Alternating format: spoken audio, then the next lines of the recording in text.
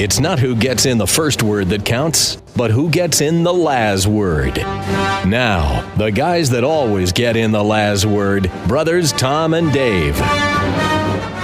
You come in here with a skull full of mush, and if you survive, you leave thinking like a lawyer.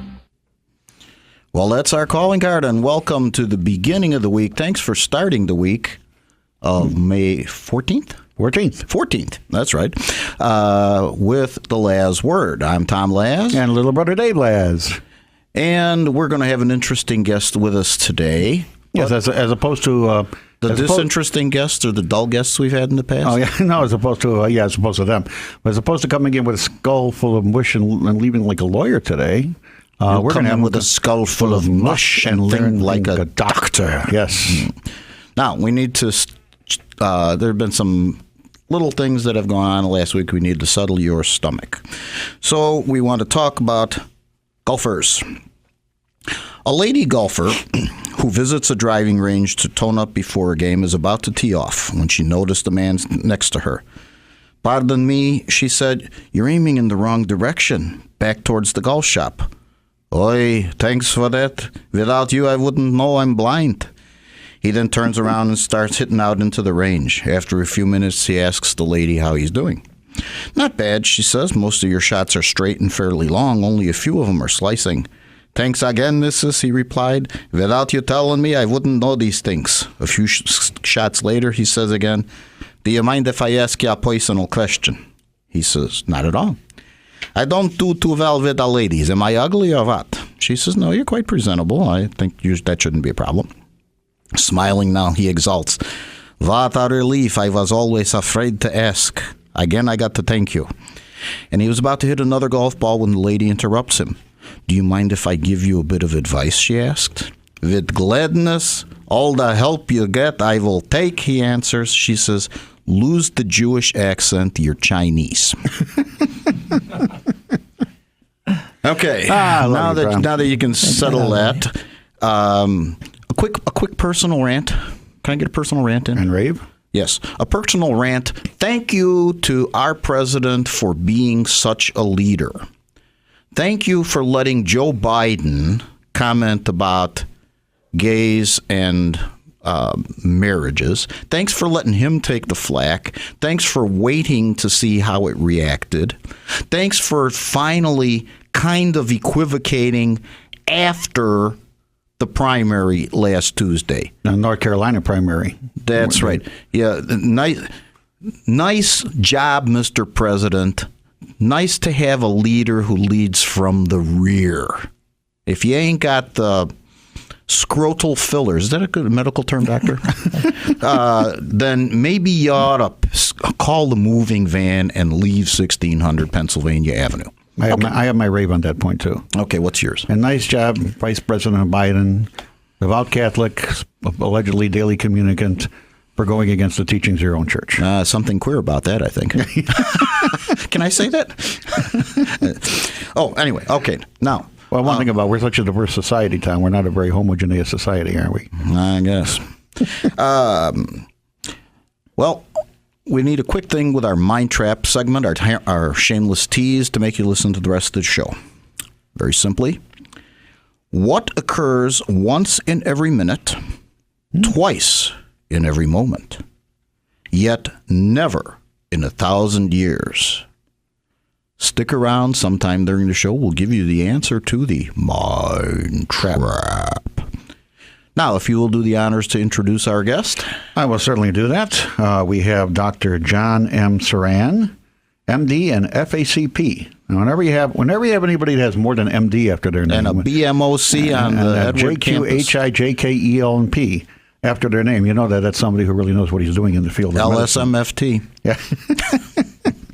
John is head of the Edward Medical Group in Naperville, Illinois, and his web address is www, of course, I don't know why I keep saying that, johnsuranmd.com. And Who did we lose with my joke? The Jewish people or the Chinese? let's see. No, that's okay. That's okay. By the time we're done, we're not going to be listening to this show in the next few weeks. Okay, We're I'm gonna get sorry. to everybody. I interrupted your intro. Go ahead. And welcome to our show, John. Well, Dave and Tom, great to be here. And John, you got quite. We just like to let you know our guest is quite schooled in what he's done. Undergraduate in Northwestern University, medical at Loyola, residency at Loyola. You've been licensed by the state of Illinois since 1975, and you have various board certifications. I like that diplomat. You're a diplomat. American Board of Internal Medicine as opposed to the American Board of External Medicine. Or is there an American Board of External Medicine? I don't think so. No, not quite. And by the way, that FACP stands for Fellow of the American College of Physicians, just an honorary title for internal medicine. Oh, I love that. I want to be a fellow. I want to be a fellow someday, Tom. Yes, quite. You have to create something and be a fellow. It said you are affiliated, I believe, with Edwards Hospital in Naperville. Beautiful Edward Hospital in Naperville, and not head of the medical group, Edward Medical, just part of it. Part of it. Yes, sir. And like I said, a fellow, Medical Teacher of the Year Award in 96, and medical director at Alden and Manor Care Nursing Homes. Former. I'm currently at community nursing home previous as well. position. Sure. Okay, very good. But there's so much to go on over here. And what we're going to do? Enough of that. What we're going to do is, John, we're going to want to talk with you a little bit first about the good stuff. About Why don't we you're on car 54? No, we're going to segue. We're going to link him to athletics. Dr. John Suran, we'll just call him Dr. J. Dr. J. Okay. Okay. I like it. All right. I like it. Now, one thing you have to know about Dr. Go Bulls. J. Go Bulls. Doubles. Is Dr. J doesn't take vacation because one of the times about 2 years ago, December 4th, 2009. I'll remember it always. Dr. J was on a vacation and was in a pressurized cylindrical tube at some 30,000 feet or so in the air. Space shuttle? No. Oh. It's called an airplane. And there was the plaintive cry of, "Is there a doctor in the house?" No, but there's one in an airplane. Because a woman had a child whom she was bearing. Literally, she was carrying the child, and the child decided to make a splash debut at 30,000 feet. So, Dr. John says, "I'm a doctor," kind of like Leslie Nielsen. Is there a problem? Did you slap anyone? Line them up and slap them as they came in? Yes, there's a woman who's giving birth to a baby, and the stewardess says, "A baby? What is it?" "Well, we don't know yet. It's a little child that comes out." Well, Tom, you are so right. We are on a Southwest airline flight that December 4th, 2009, off to Chicago to Salt Lake City. And we had gotten up at 5:30 in the morning, so I was a little sleepy, and my wife is elbowing me in the ribs, saying, John, you got to get up. You got to help this lady. And then I heard those fateful words, "Is there a doctor in the house? Is there a doctor on a plane?" And here as an internal medicine doctor, I'm trained in things like chest pain and asthma and things like this, which we see every day. Then I heard, "Well, we have a lady in labor," says the captain over the loudspeaker. And I said, Oh, well, I looked around and nobody was raising their hands. And having not delivered a baby for over 20-some years back in training. It's like a bicycle. They always, they have a way of delivering themselves. Well, anyway. Yeah, but you didn't notice any changes in those 20 years. They still come out. They still come out the same way. Especially if they're head first, thank goodness. Little flap that says "open here." And then there were two nurses that came through. The psychiatric nurse, who was great for me because she would be keeping me sane by talking in my ear, and then a pediatric nurse who dealt with special needs kids. So she was helpful. Great. So this lady was flying to Salt Lake City for an adoption. And most doctors will tell you not to travel for about the last 4 to 6 weeks. She was at 4 weeks, cutting it kind of close, but she wanted to have the baby in Salt Lake with the new parents and make that all fun and dandy. But the baby had other ideas. So back to the plane we go with the 3 flight attendants, the 2 nurses, myself, and the lady on the floor. If you go back into the tail section of a plane, you'll see how small that is. And I thought, well, as I remember it, a lady can be in labor for several hours. And then we saw the head. And we said, oh, well, thank God it's the head and not the back end sticking out or an arm sticking out. Breech. I kind of remember Yeah. the head first is a good position to be in. And I thought, well, we're going to have a baby up here. We're not going to have those hours to wait. Did you ask them to boil water? Boil some water. Well, unfortunately, the medical kit was a little hard to find. We had gloves, and we that's all we had. So baby started coming. Lo and behold, then I figured out as I'm on the floor, blood and bodily secretions all over me. We did have gloves, and a beautiful baby boy, 5 pounds, came out. And we thought, well, let's pull the shoestrings out of my shoes, and we'll use these to tie off the cord. So shoestrings on the cord. We're going to find out about Mormon in Utah. I thought you mean the airplane. The airplane people didn't say calling Dr. Fine, calling Dr. No. Howard, and we'll be back. We're going to with find out Dr. more Suran about the birth. on the other side of the break.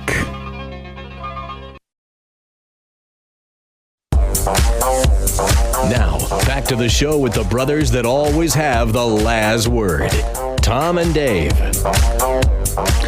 Well, we're back here with Dr. John Suran, and going back to finishing up talking about something that I would say that no doctor really wants to face. But when you look back at it, you got to look back at it with some fun thoughts. It was really a God experience. Here we are trying to get away and not let anybody know where we're at, and the whole world found out about us. So there were other plans. So beautiful baby boy, 5 pounds, shoelaces on the cord. Someone had some small manicure scissors to cut the cord. Fortunately, baby was healthy. 5 pounds was a good weight, not too little, not too big. Mother, not too much bleeding. Down we go, right into Denver. And as the announcement came over the loudspeaker, we have a new passenger aboard, a security breach, no luggage, no identification, no luggage. We left with so and so many passengers. We're landing with one extra passenger. I wonder if Definitely they charged her. breach. I wonder if they charged. You'd probably have. Well, I wouldn't let her off the plane until she paid for the extra. Oh, listen, there was an ambulance waiting at the Denver airport. Off she goes. And because it's an adoption, they want to stay private. So no pictures of the mom, no pictures of the baby. The reporters camped out of the Denver hospital for days. So we went on to Salt Lake City. That's when all the reporters hit, and they loved the shoestrings on the cord. So we were talking to CNN. Yeah, that's American ingenuity.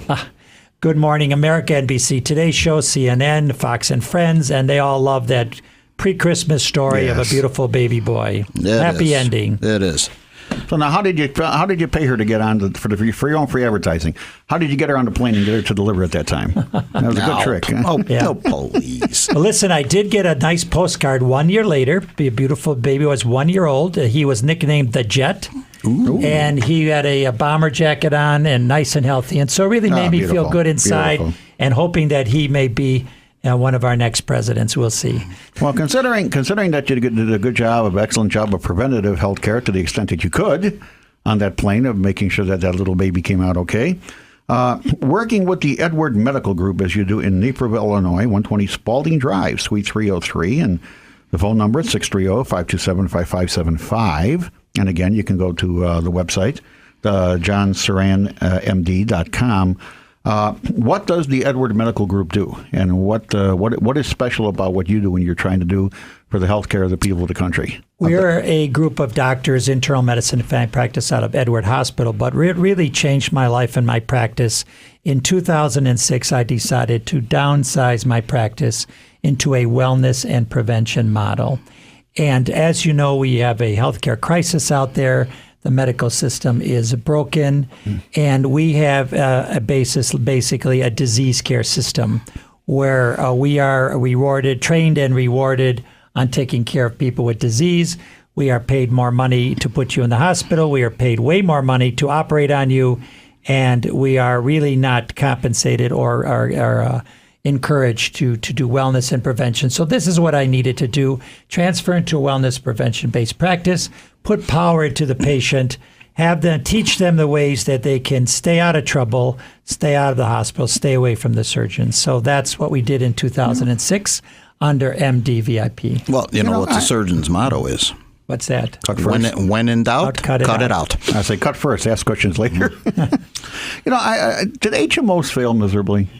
Wasn't the whole idea behind the HMO back in the 80s preventative care? Well, that's true. But you see, the problem with HMOs is that it locks the doctor and the patient into a closed panel of referrals. We have to get special permission to send people to the doctors for consultations, to get special tests. All need special permission. So and they could probably do it at a cheaper rate, but while that's one thing, we have to realize Americans love choice. So we're here in a multi-tiered system. Some Americans may choose to have basic coverage, some may choose an HMO, some a PPO, some a government plan, some a state plan, etc. But we love choice, and we should maintain that choice. Well, in terms of what you do, when we have political candidates on the air, we say our question to them is, our key question is, why should we vote for you? So my key question to you, John, is, why should I come to Please, you as a Dr. J? Dr. J. Dr. J. That's better. Dr. J, why should we come to you? Well, because that's a smaller practice that focuses on personalized prevention and wellness. When you go to the doctor's visit, the old Dr. Suran and most doctors, you're seeing 30, 40 patients a day. How much time do you get in front of a doctor? 5 minutes, 10 minutes, enough to write a prescription. So our visits are 30 minutes, so we can really talk through things with the patient with basis around a complete wellness physical. We put that information on a computer. Everybody gets their website. They can email me intranet or internet. We have a wellness plan moving forward for the rest of the year, how to decrease your risk of disease. So it's all wellness and prevention based rather than just plugging holes in the dike. Here's a prescription for this, a prescription for that. You're basically suggesting how the dike should be built and maintained rather than try to fix a crack once it's there. That's exactly right. And so much of our health is based on choices, what we choose to eat, how we choose to exercise today or not, make a difference in the diseases we will get. Even our DNA, we do specialized testing sometimes on DNA. And so many patients come to me, well, my father had diabetes, my mother had cancer, and I am destined to get it. Well, wrong. You might have their DNA, but whether that DNA is expressed or suppressed depends so much on your lifestyle in the special new study called epigenetics. So we can guide our DNA into one direction or the other. So your typical patient comes in. Obviously the first thing you do is take a medical background and a check. But what you do something more. Obviously, you are doing something more than just the average bear, as we used to say. We schedule their wellness exam, write a detailed history. We get the medications. We do their blood tests, EKG, et cetera. Then we have them come back, and I spend a good hour to an hour and a half going over the results, their family history, and scheduling that wellness plan, putting it in writing and putting it on their website, and then following them throughout the year. Patients pay a once-a-year membership fee, and then we use insurance for the rest of the time. Now, when you say there's a difference between, let's say, just maintaining yourself. You take care. You have your car. You maybe do your oil check and everything like that. Maybe and you maybe lets a few things go. Is it your goal to not just have people within the range of normal? I mean, we all get our blood test results. This is normal. You're in the range of normal. Isn't it better? WNL is the medical term. Within normal limits. Don't you want to be more than don't you want to be at the optimum level? You do not want to be a normal American. The normal American, 2/3 of Americans are overweight. I'm sure that Tom and I have been told we're not normal Americans. The normal American lives on a fast food diet, doesn't exercise, and you do not want to be a normal American, right? You want to be an optimal. You want optimal nutrition, optimal lifestyle, optimal Okay, come on, out with it, Tom. Come on. I can tell when he's Tom is laughing. Tom, I need to get a hold of you. Sign up for my program. You need help. I've said that more than once. Abby normal. That's your diagnosis. That's right. Let's see. I put in a brain of an abnormal person. The young Frankenstein. Hey, tell me about when it comes to wellness prevention. I believe that you have one area that you've been involved with was dealing with Alzheimer's. Am I correct over here? Well, you forgot that. I forgot. Yeah. Oh, I'm medical director of Barton Courts, Alzheimer's assisted living. Well, we take care of the diseases I see every day: cancer, heart disease, Alzheimer's, diabetes. They can all be modified, prevented or modified or treated with a good diet, good lifestyle. Yes, sometimes you need some medications, natural or prescription, but we integrate all the approaches. We use the best of traditional medicine. If we need acupuncture, if we need herbals, if we need chiropractic, I like to call upon everything I can do to get my patient better and keep them healthy. And as you talked about, it is the fact that you are what you eat. You are definitely what you eat, and every material goes in to form new cells and form all the enzymes and everything we are. So nutrition is vitally important. And that's with proteins, amino acids, antioxidants, and all the other things that go with it. We all hear that Americans don't eat right, and we eat too much meat, dairy, salt, and sugar.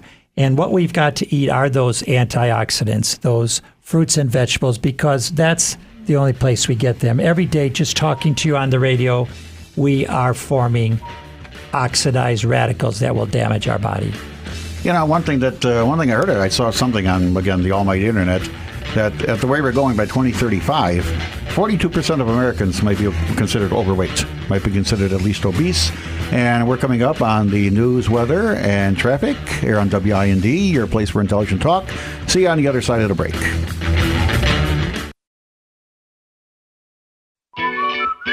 They're lawyers, so you know they'll always have the last word. Here's Tom and Dave. Okay, we are back with Dr. J. That's Dr. John Suran of MD VIP Personalized Healthcare in Naperville. And I feel we have such an interesting guest with us today, I don't think that we need to tease the audience any longer with the mind trap question. So we're going to give the mind trap question again, followed by the mind trap answer. The mind trap question is, what occurs once in every minute, twice in every moment, yet never in 1,000 years?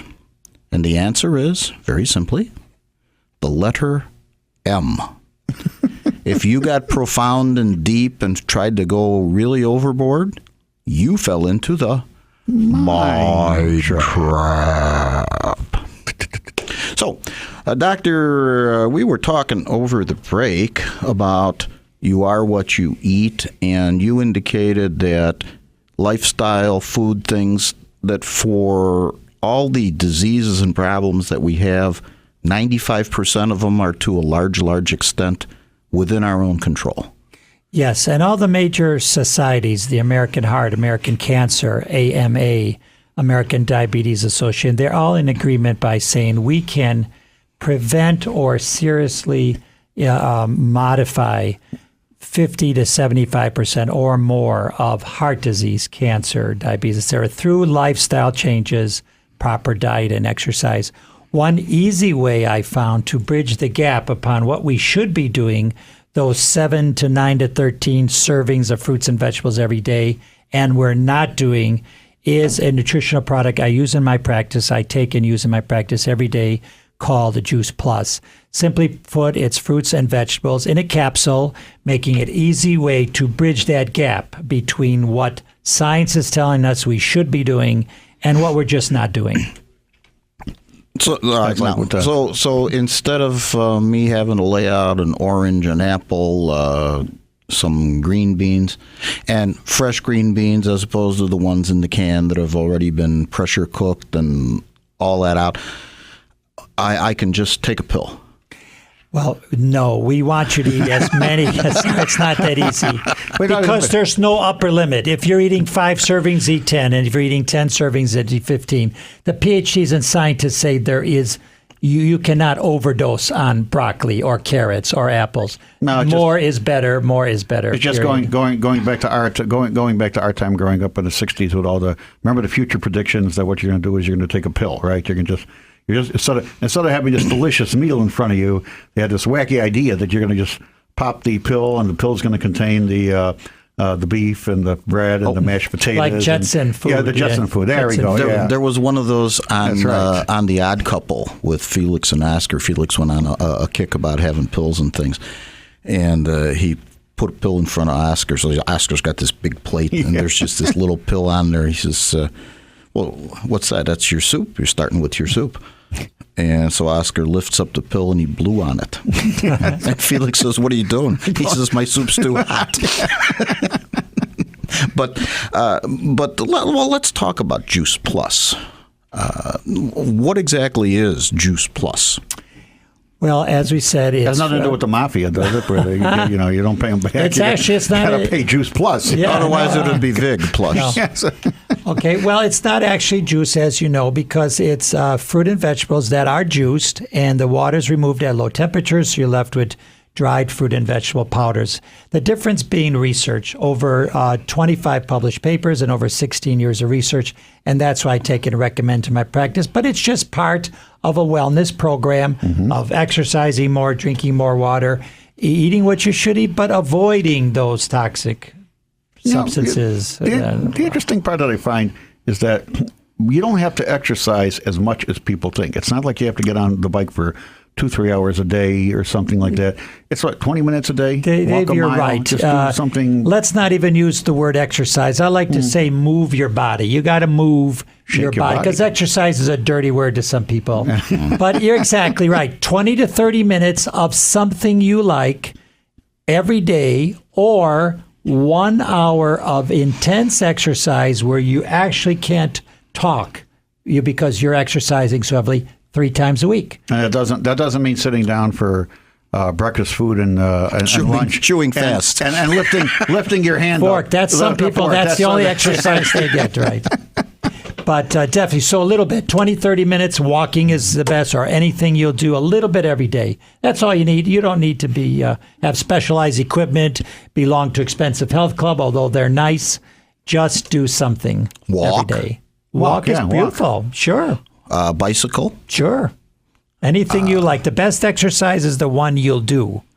Yeah, that's a good sentiment. It doesn't matter. You're looking at me, and my wife is a nurse at Edwards, and I have the Edward Fitness Club card in my pocket, and I'm not going to tell you how many times I've been there recently. That is there even some of that exercise that couples can do, maybe married couples do. Is that good exercise too? That's wonderful exercises.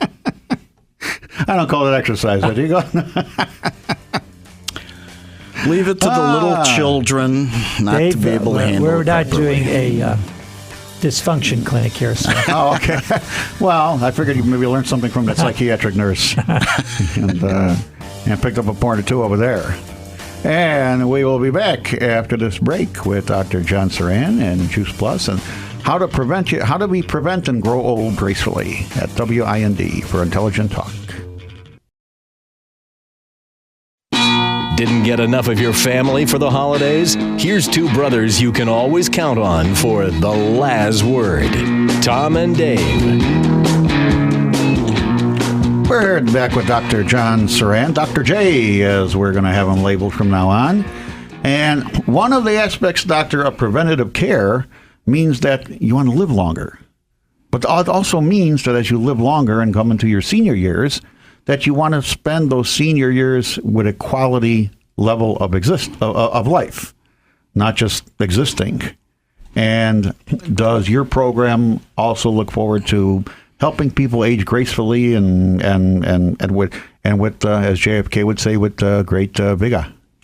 Yes, so many patients, they're actually not as afraid of death as afraid of surviving something like a stroke and being disabled, being in a nursing home and things like that. That's what they really fear the most, being disabled and non-functional. So it's so very important to make those changes now so that you can benefit the years ahead.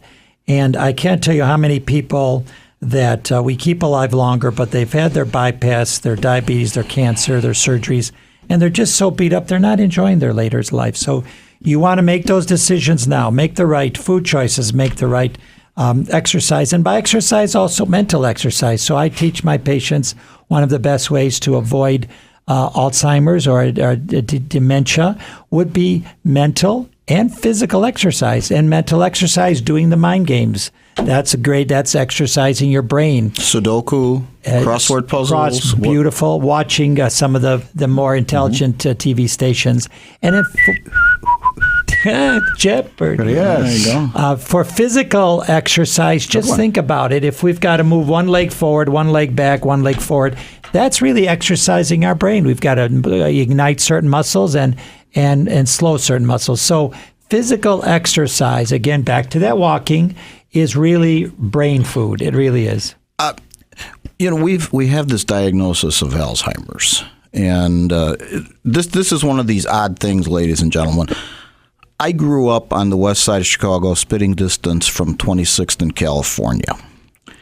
And I meet Dr. Suran years and years and years Right where later. I was born, around that area. And Cook County Jail. he was around 25th in Cal, 26th in Cal as well. Father was a pharmacist there, 25th. I used San to. Francisco. John's a little younger than me, and there was this section of pavement on the diagonal. John used to walk it on an angle when we were going to St. Casimir's grade school.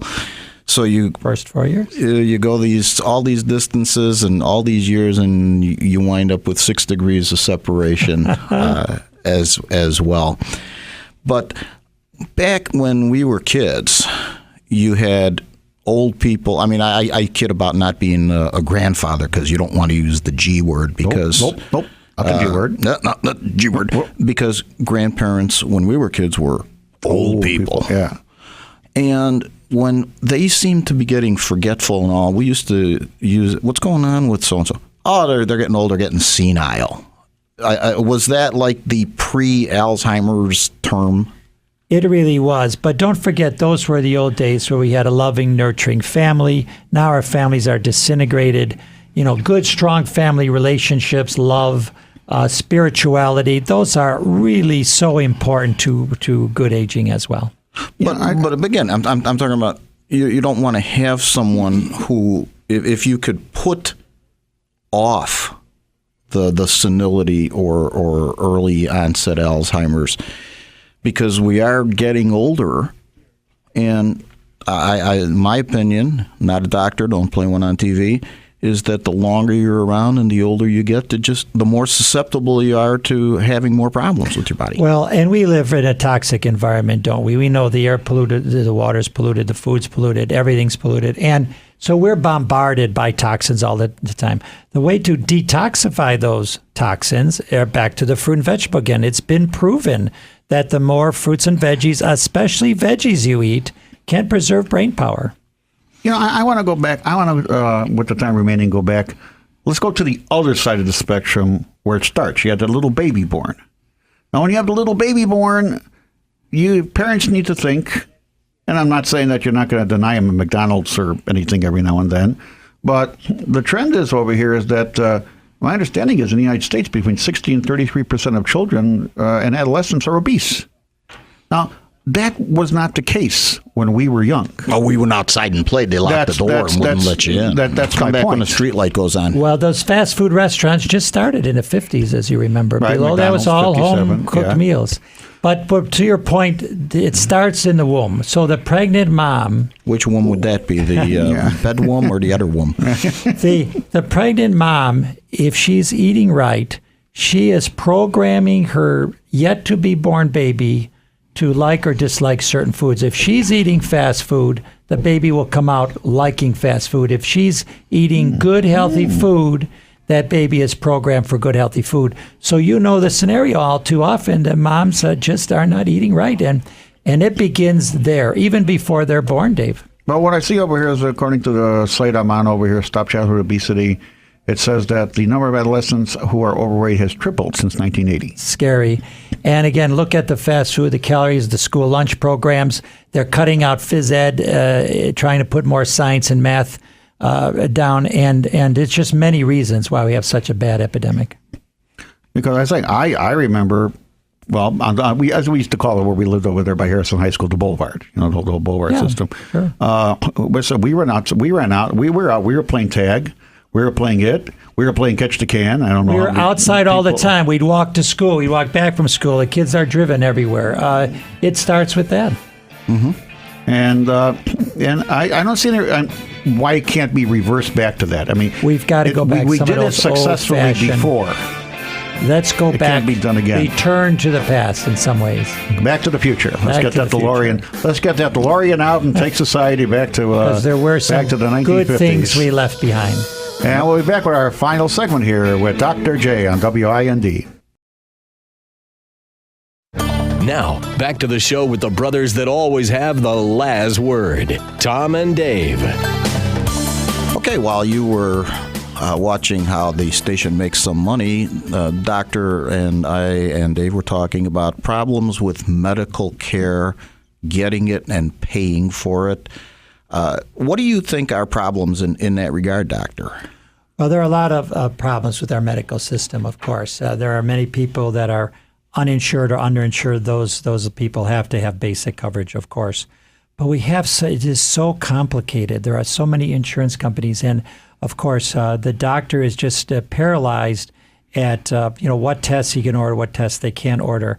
The malpractice climate. Every patient that walks in, if they have a problem, I have to order X-rays and CAT scans or MRIs because of the threat of lawsuit. So the cost of medicine is just going up and up. We are making bad choices, again, with food choices, smoking, alcohol, and we are just seeing more and more chronic diseases, and the medical system is breaking at the system as they're rewarding the treatment of disease, and we need to put more into prevention and wellness. What about the idea of making a healthcare insurance program that would be somewhat like car insurance, where you can decide how much you want to buy, and whether you live in Naperville, if you move to Libertyville, all the insurance company does is changes where they send the premium, so that it's not a group that's associated with work, but it's a personal policy that can go anywhere with you.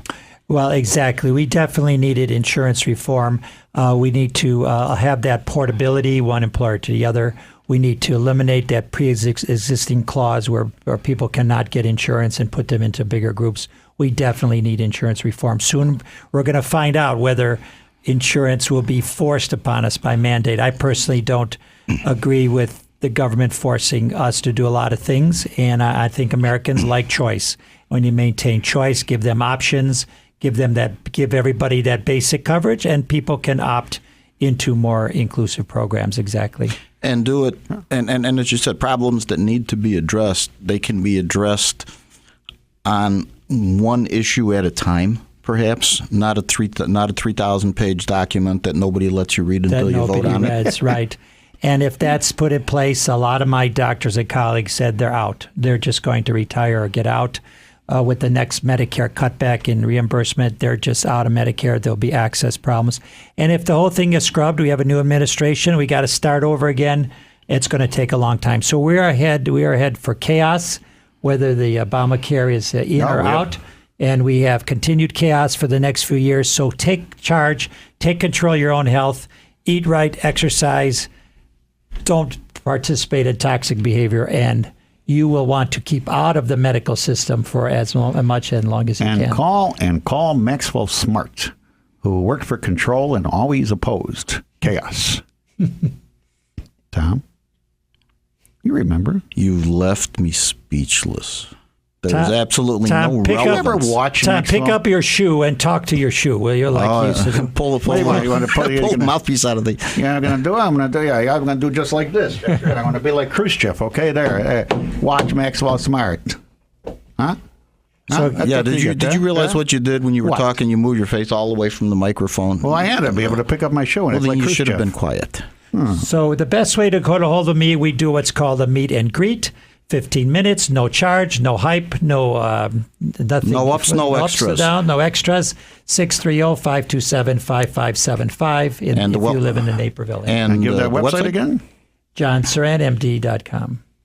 Well, Doctor, we very much are happy that. How about coming you back came another on. time? I'd We'll love talk to. about some other things. Do I have to deliver another baby to do it? Yeah. No, we don't have Now, to this do time that. you wanted to do it on a submarine. Or a cruise ship. No, you're not putting a cruise ship. We're going to have you delivered on a cruise ship. Hey, okay, all right, I'll do it. on and the, I'll be on back. the Love Boat. Yeah, that's what it's called. That's why you get babies. You get babies on the love I want boat. to tell you, thanks for listening, and we always say God bless you, God bless the United States of America, and we hope all you moms had a happy Mother's Day. That is Great. correct. Join us next Mother's week. Day. Belated Happy Mother's Day Thanks, to the Tom mothers and of the United Dave. States. Thank We'll you, see you Doctor. again soon. See you next week.